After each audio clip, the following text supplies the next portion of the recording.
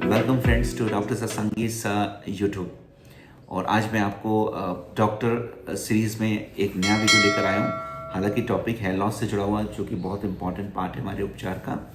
अगर आपके बाल बहुत गिर रहे हैं और बहुत ज़्यादा गिर रहे हैं और लगातार गिर रहे हैं पिछले 15-20 दिन से, और आपकी एज 30 और 50 के बीच की है, तो ये वीडियो आपके लिए इंपॉर्टेंट होगा। अगर आप फीमेल हैं तो डेफिनेटली वेरी इंपॉर्टेंट। क्योंकि ज़्यादातर जब बाल झड़ते हैं पेशेंट को, तो उसको ऐसा लगता है कि वो बाल रुक जाएंगे, वो घरेलू इलाज करता है। लेकिन कभी कभी कुछ केसेस में ये बाल रुकते नहीं हैं, हल्के से बाल गिरते रहते हैं और फिर ज़्यादा गिरते हैं, फिर थोड़े कम हो जाते हैं। ऐसा होते हुए पेशेंट गंजा हो जाता है। मेडिकली भी हम इसको समझ नहीं पाते हैं, कभी कभी हमें लगता है ये एक्यूट टेलोजेन फ्लूवायम है।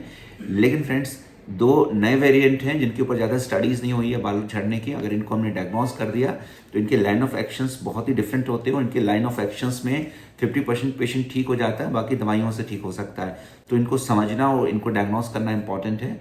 और ये आप सुने, और अगर आपको महसूस होता है तो आप हमें बिना किसी संकोच के कॉन्टैक्ट करके ट्रीटमेंट और अपॉइंटमेंट लें। Alopecia areata is known by two variant, one called diffuse alopecia areata and second is called alopecia areata incognita. इन दोनों केसेस में कभी भी पेशेंट को चकत्ते नहीं आते हैं, लेकिन उसको बहुत सारे बाल गिर रहे होते हैं। स्पेशली वो अपने साइड्स में बाल को पतले और हल्के दिखेगा, और पीछे के एरिया हल्के दिखेगा, स्पेशली फीमेल है।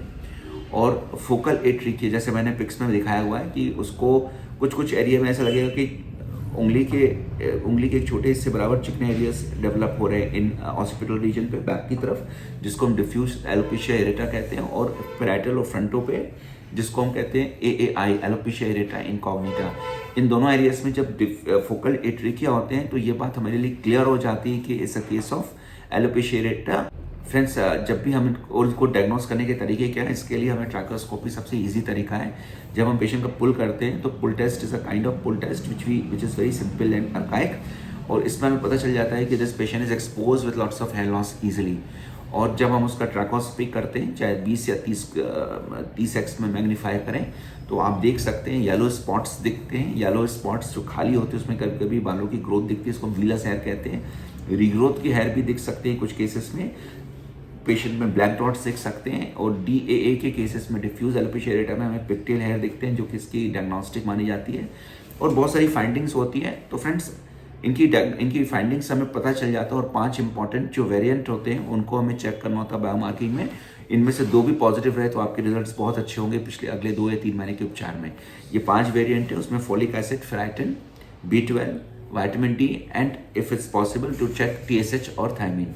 और इन 5 में से अगर 2 या 3 की भी प्रेजेंस दिखती है हमें, तो हम आसानी से आपको ठीक कर सकते हैं। That means if there is a reason, it can be recovered. If there is no reason, it is still can be recovered. Having a reason, then it is 100% possible to remove the reason and increase the chances of recovery.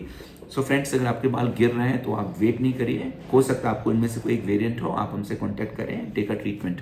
There is no replacement of a treatment. Thank you so much.